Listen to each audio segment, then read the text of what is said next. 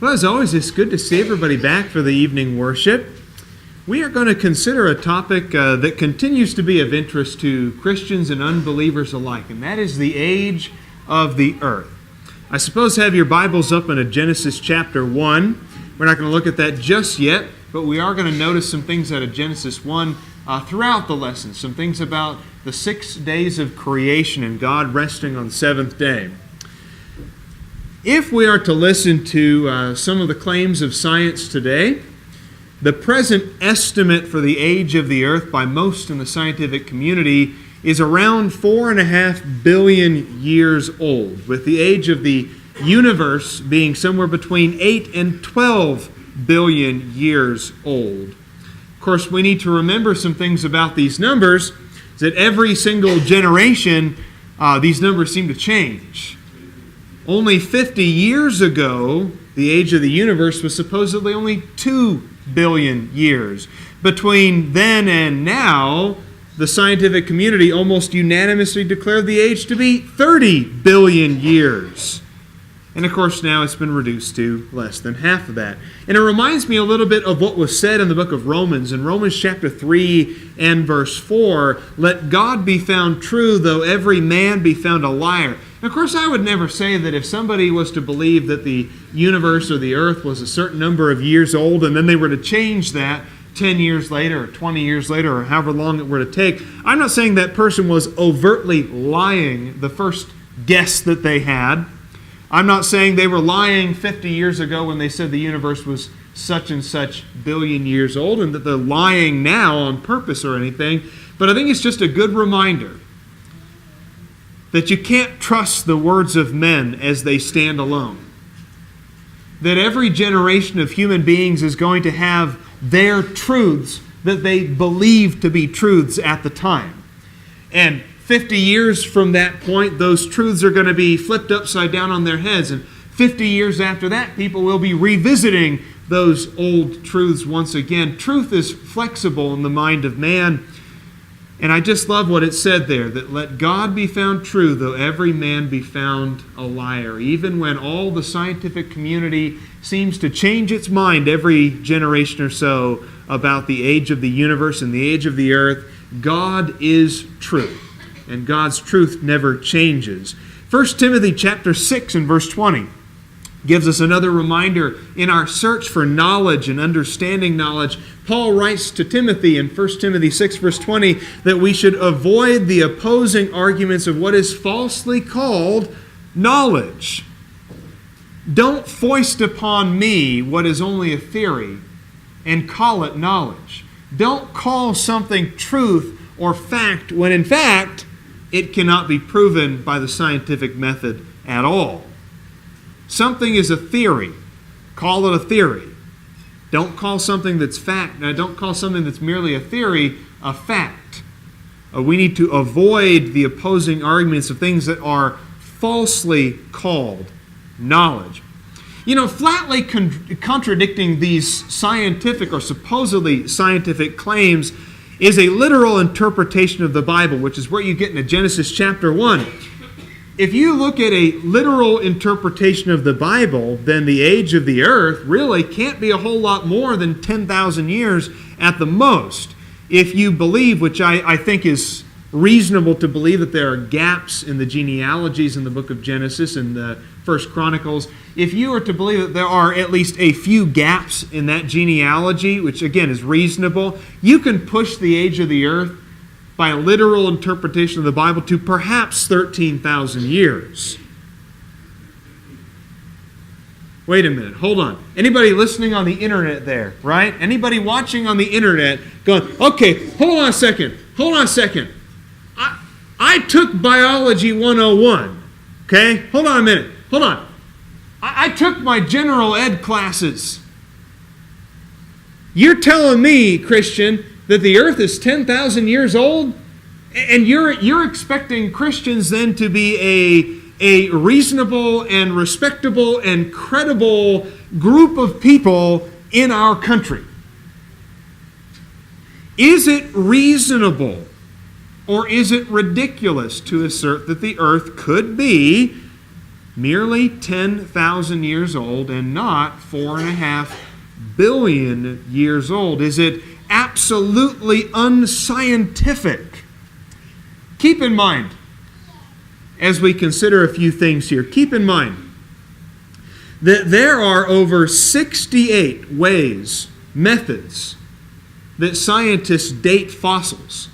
There are over 68 methods of figuring out the age of the earth. There are over 68 methods of geological, astronomical, and biological methods of trying to determine the age of extremely ancient things.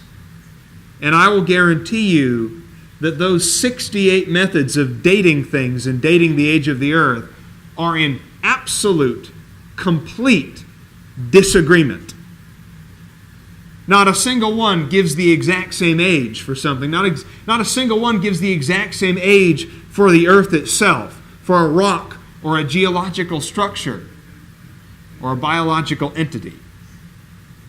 Almost all of them, in fact, can be used and can be interpreted in such a way to show that it is reasonable scientifically to show that the earth is, in fact, around 10,000 years old. And if this is so, why don't we hear numbers like this all the time? If it is so that it is scientifically tenable to say that the earth is 10,000 years old, how come we don't hear that in our culture? How come we don't hear that in our science classes in school? How come our kids don't hear it from the earliest ages on through high school and college? How come we don't hear these things claimed in even pop culture? And the reason is that in order for Darwinian evolution to be true, incomprehensible spans of time are absolutely necessary. A process like Darwinian evolution that is unbelievable by itself can be almost believable if you stretch it out to ridiculous amounts of time. You know, I wonder, what really is more ridiculous? Claiming that the earth is 10,000 years old, a number that is already too big for us to comprehend, or claiming that the earth is 4.5 billion years old, a number that is so far beyond our comprehension that I think it almost becomes comical. It almost becomes comical to hear people talk about the hundreds of millions and billions of years that things have existed. You can't even comprehend 1,000 years. You have no way in your limited ability, in your limited scope, to even understand 100 years. Are any of us even going to live to be 100 years? Here's something that somebody told me one time. When you think about gigantic numbers, I always thought this is a really good way of thinking about it. If I was to ask you, how much space would it take up, or how big of a box would it require to hold 100 footballs? You would probably be able to comprehend in your mind what a box of 100 footballs might look like. You'd be able to conceptualize that idea. What if I said 1,000 footballs? How big of a box would you require to fit 1,000 footballs? Or how much of this auditorium would it take for 1,000 footballs? Some of us might be able to conceptualize what 1,000 footballs look like. But what if I were to say, tell me, how big, how much space, how big of a room, how big of a box would you require for 10 million footballs? There's only so much that the human brain can actually conceptualize.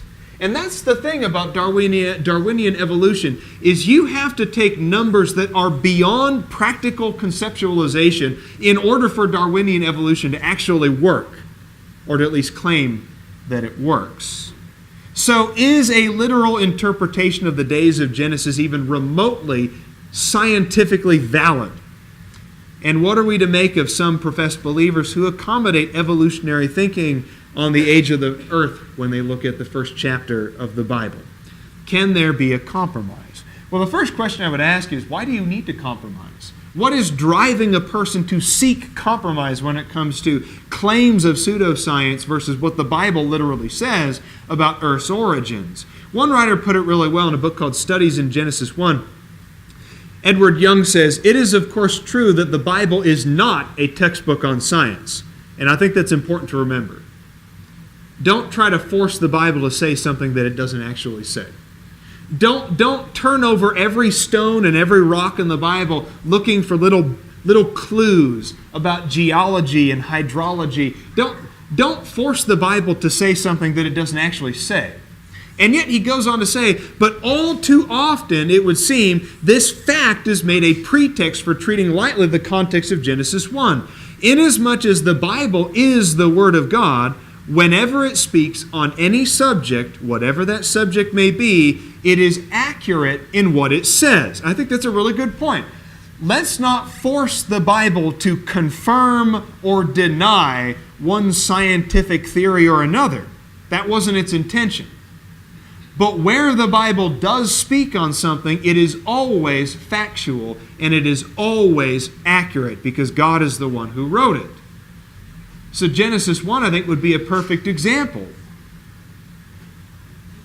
I think one way that you can see it is in the popularly termed the day-age theory, where Christians try to somehow synthesize the idea of great spans of time in Earth's origins and the story of Genesis 1 and the 6 days of creation.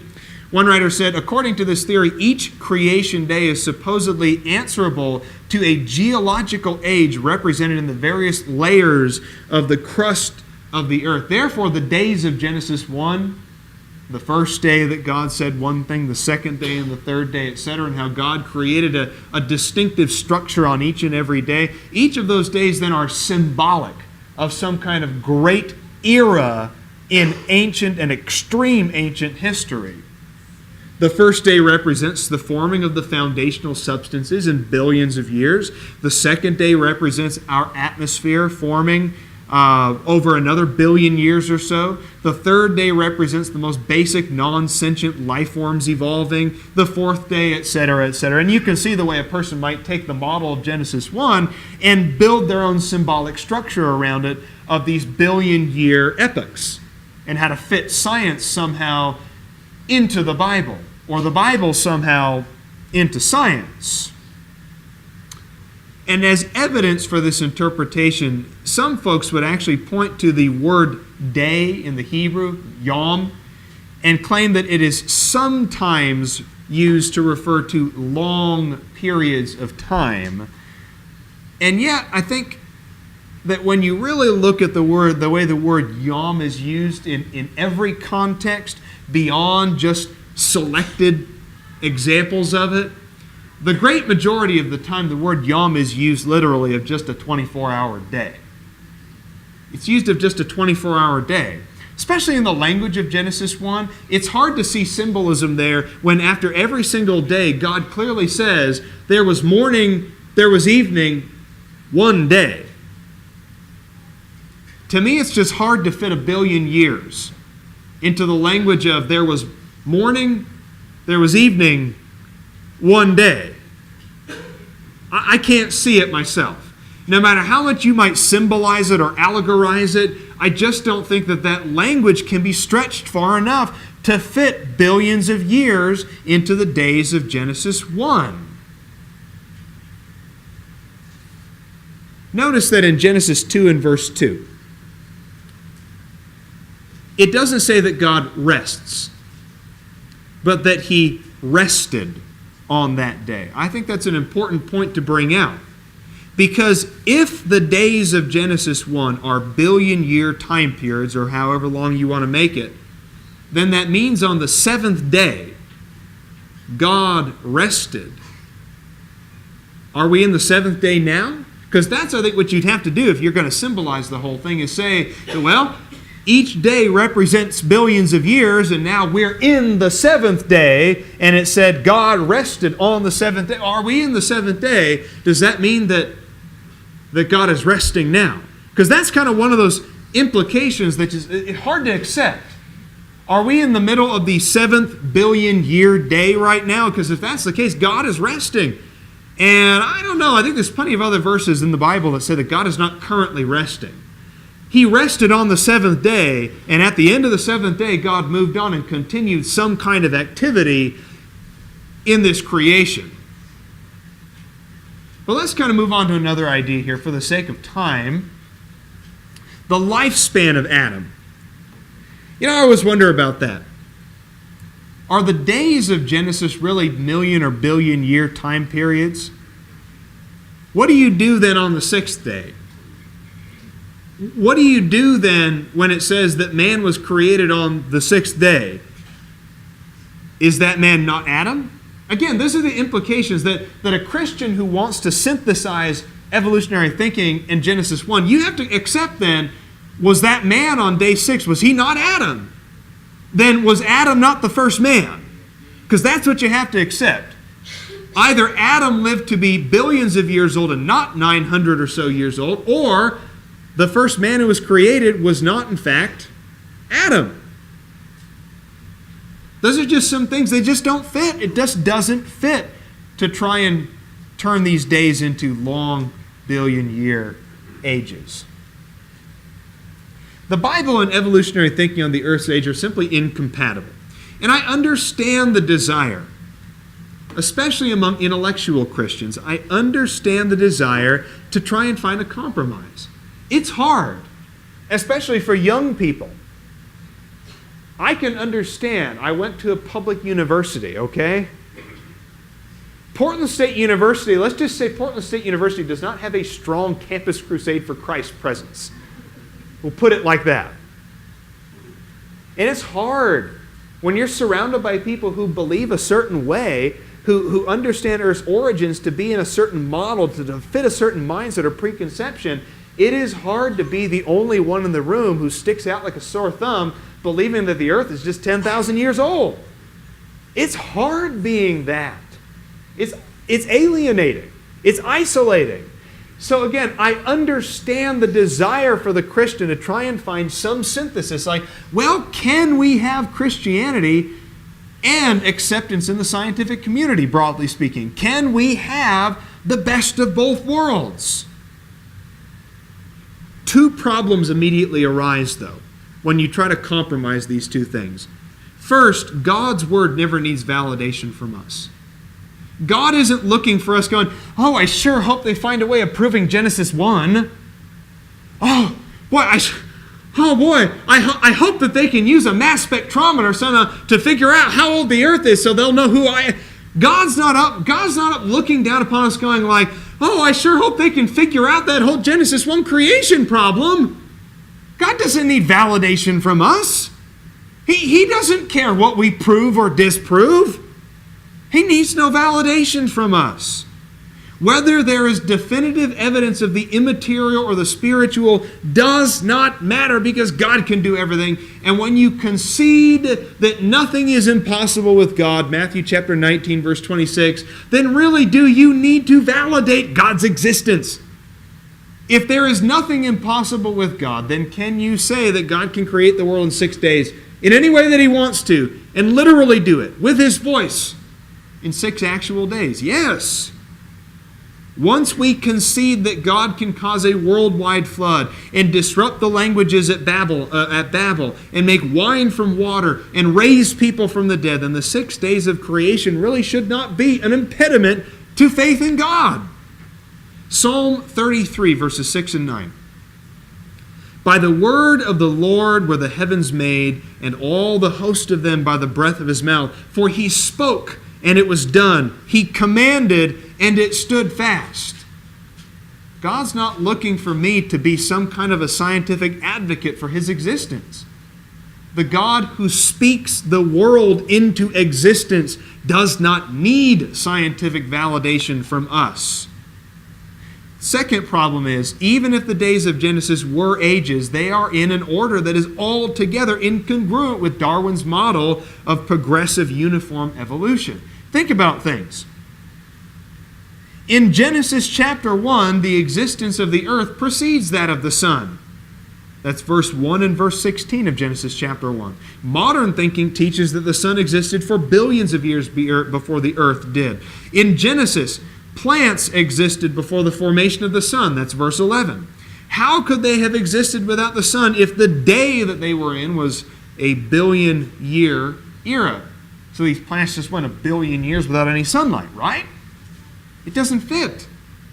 Plants precede insects and birds in Genesis 1. That's verses 20 through 23. Birds and insects were not created until the fifth day. So if these are billion-year eras in the days of Genesis, you have plants that existed for billions of years before pollinating insects were ever around to help them propagate.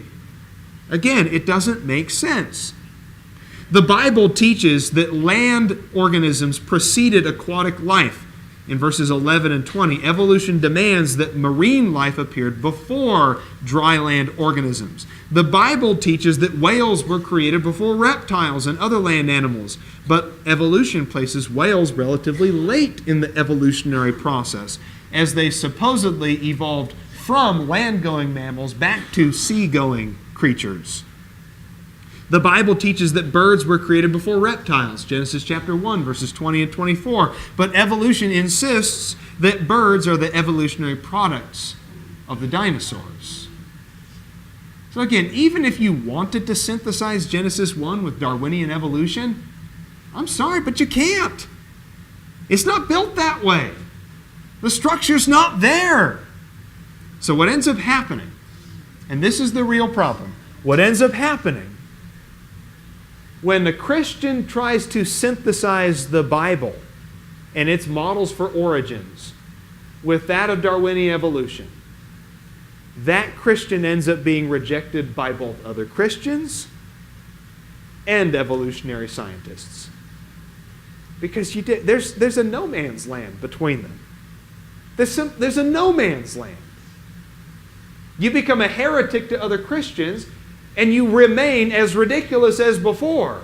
You know, there's a term out there called intelligent design, which, by the way, intelligent design is not the same as creationism. Understand that. Sometimes those terms are used synonymously by accident, by the uninformed, but intelligent design is not the same as creationism. Intelligent design is ridiculous.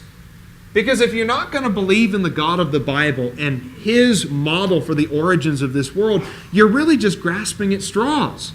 And you're trying to invent your own God that fits scientific preconceptions that you want to believe in desperately. So, with all this being said, does this mean that science and Genesis 1 cannot be reconciled? Are we then left with this great big problem? You can either believe in science, which I don't understand what that means. I hate it when people say it's science versus God. What does that even mean? Like science is this monolithic topic. Like science exists as this single monolithic subject. And you must fit everything into science. What does that even mean? Science versus God. Science versus the Bible. So if I want to believe in the Bible and I want to believe in God, does that mean I can't believe in science? Sir Isaac Newton would have had a real problem with that assertion because he was himself a believer in God. Uniformitarianism, I think, becomes the wedge. It's really the two-edged sword for the Darwinian evolutionist. On the one hand, evolution requires uniformitarianism. But on the other hand, uniformitarianism can be used to defeat the theories of evolution. What is uniformitarianism? Uniformitarianism is a very long word. Try saying it 3 times fast. I have been practicing all week. Uniformitarianism is the idea that processes that we can observe now in science have remained unchanged throughout this Earth's history. So what you can observe now, processes of science, the way things degrade, the way things grow, the way things change or evolve, etc., things that you can observe now were the same way 10 billion years ago. That there is a uniformity to the way that things have worked, the way that processes have worked on this planet. There was a man named Lyell who came before Darwin, and Darwin was actually influenced heavily by Lyell, who was a geologist himself. He was not a biologist or anything. He was a geologist, and he observed in the way that geological structures and geological forms existed, that there must have been some kind of uniformity to it all. And I understand what he means. Go to the Grand Canyon sometime, and you see neat little layer, neat layer, neat layer, neat layer, and you have all these tidy, neat, clean layers of sediment, one on top of the other. And you can look at these nice, tidy layers of sediment and say, well, look at this. You can measure then the earth. You can measure then processes and events based on this uniform and tidy process. Darwinian evolution was then kind of the biological offshoot of geological uniformitarianism. But I think if you put it to the test, you'll find, like I said earlier, that it's a double-edged sword. Evolution needs uniformity. It needs uniformity because it needs to see that there was a progressive, uniform process of this lower life form to a higher life form, to a higher life form, to a higher life form, and that life forms continue uniformly to become more complex. It requires uniformity in the process.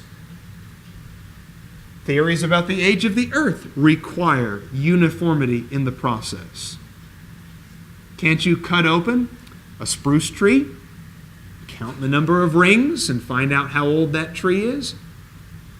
Yes, assuming that those rings grew uniformly.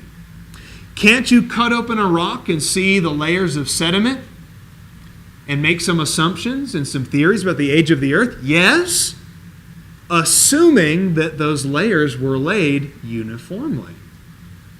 The creationist believes rather in a term called catastrophism. And catastrophism was actually the leading scientific belief in life's origins and the origins of this planet all the way up until just a few hundred years ago. And catastrophism is the idea that most of the things that we observe around us are actually the product of great catastrophes. The flood. Sorry. And catastrophism actually leads you to some very different ideas about the origins of the earth.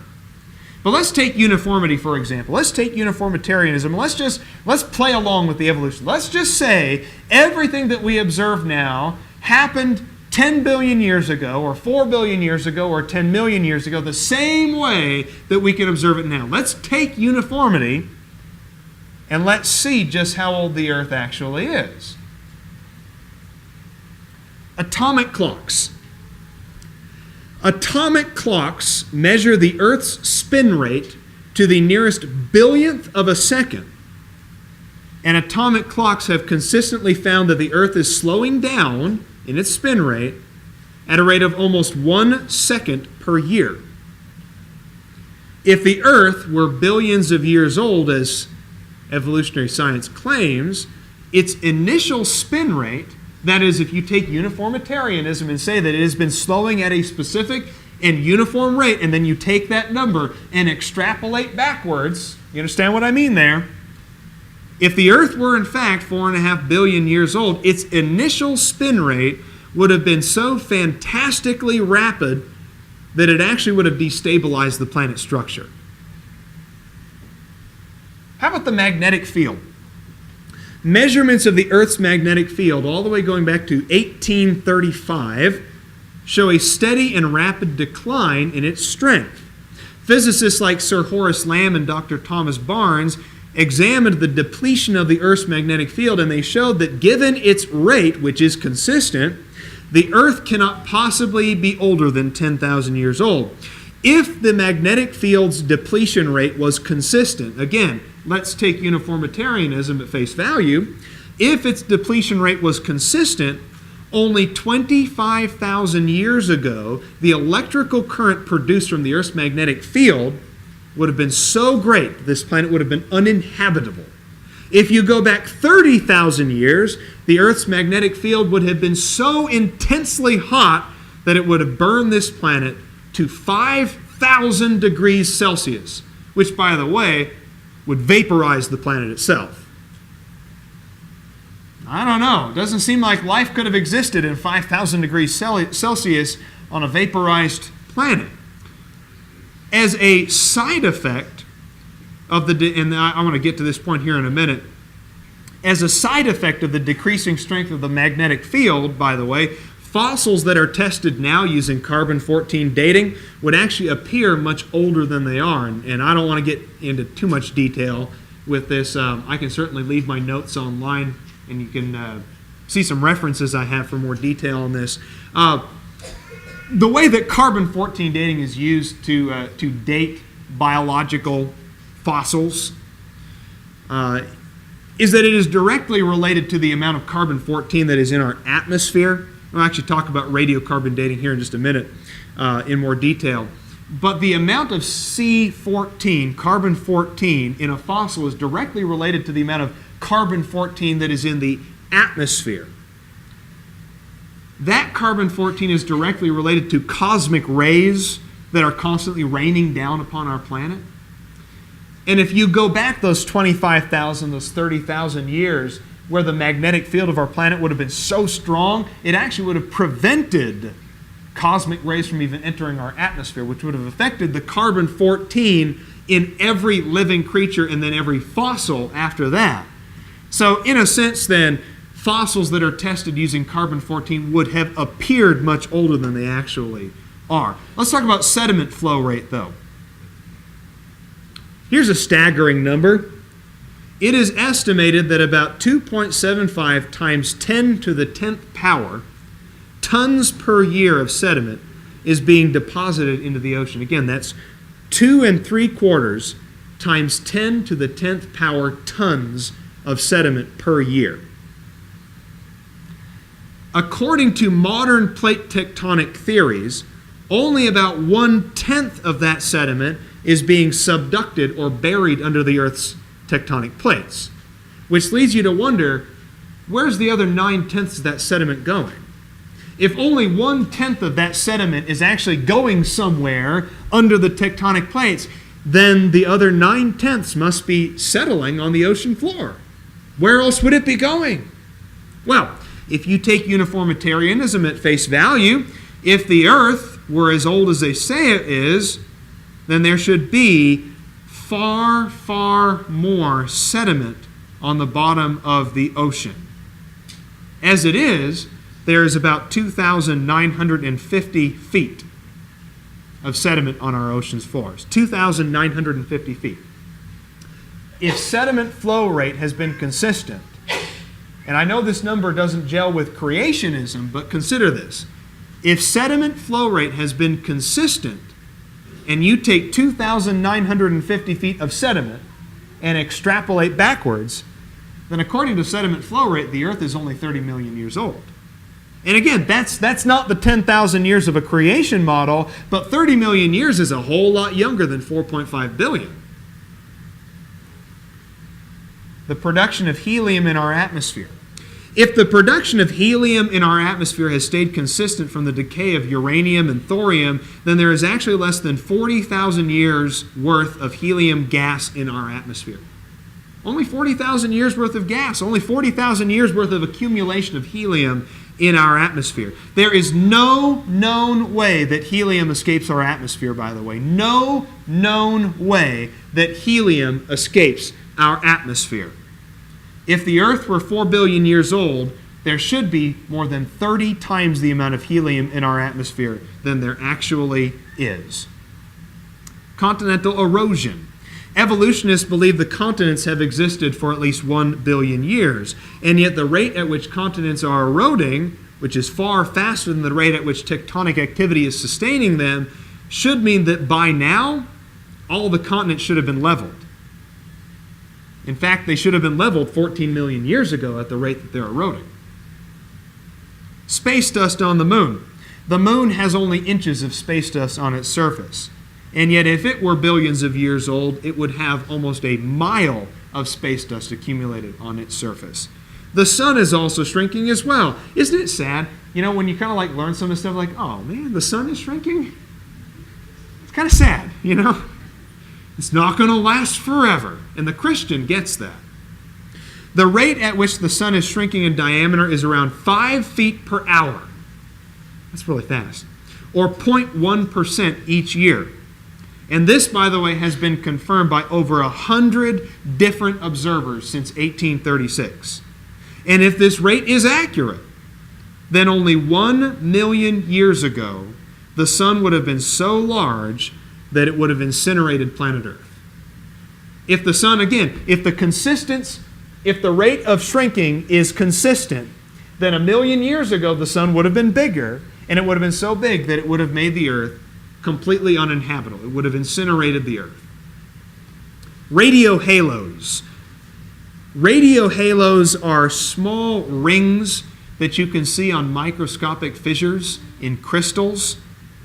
And we need to remember something here about these radio halos. Now, these radio halos actually give some indication based on their color and their structure and the traces of radioactive materials within them that the Earth is quite a bit younger than it actually is. According to standard geologic timescale, the Jurassic, Triassic, and Eocene periods represent hundreds of millions of years, and yet fossils in Colorado indicate, using radio halos within those structures, that the Jurassic, Triassic, and Eocene periods were concurrent. You know, and this is the last point that we'll make. I know we're running out of time here. The last point that we'll make. I think there's enough scientific evidence that you could see, if you wanted to believe in creation, it is a valid scientific model for Earth's origins. There's a lot more that we could have talked about, but in 35 minutes, I really hate to burden you too much with the little details and everything like that. I can certainly guide you to some literature if you're interested in learning more on this subject. But I think even in just 35 minutes of a kind of a surface level examination, you can see that you don't have to be some kind of medieval, backward thinking dullard to believe in creation. There's a lot out there that certainly suggests to the willing heart that wants to actually listen to the evidence that the Earth is not nearly as old as science claims that it is. The last point that we'll make is this, and we touched on it earlier. Isn't it conceivable that God created the world as a fully functioning and appeared to be old planet? After all, He didn't create Adam as a little infant, did He? He created Adam as a fully functioning, fully grown adult. God did not plant saplings all over the earth. One would assume that God planted fully grown trees on the earth. God didn't place little lion cubs on planet Earth. God created this world as an aged, or at least something that appeared to be an aged, fully mature, fully functioning, fully grown-up planet. So even if you can find evidence out there that seems to suggest that the Earth is quite old, aren't you just looking at a planet that was created fully functioning? If you were to show up on a movie set, for example, you might see things on this movie set that appeared to be very, very old. You go to a Western period piece or something, and you're on the movie set, and you are walking around a town from 1879, and it looks very old. Because for its purpose, the creator of that movie set designed it to look appropriate. He designed it to look old because it had a function. There was a need for an old-looking set. Don't you think God could have created this planet in that same way also? Once you concede that nothing is impossible with God, it becomes very easy to accept that God can do all things and create this planet however He wants to with the power at His disposal. If you don't want to believe in a God who created this world in 6 days, do you really have a whole lot of confidence in a God who claims to raise people from the dead? Do you really have a whole lot of confidence in a God who claims to take you to this magical wonderland called heaven? That you'll be there for all eternity after you die? I think once you stop believing in the power of God in creation, you don't have a whole lot left to believe in God's other promises and assurances. Now, if you're not a Christian here this evening, you really ought to be. This is your opportunity to make things right with God, to resolve to live for Him from this day forward. If you are so convicted, then please, whatever needs you might have, come forward as we stand and sing.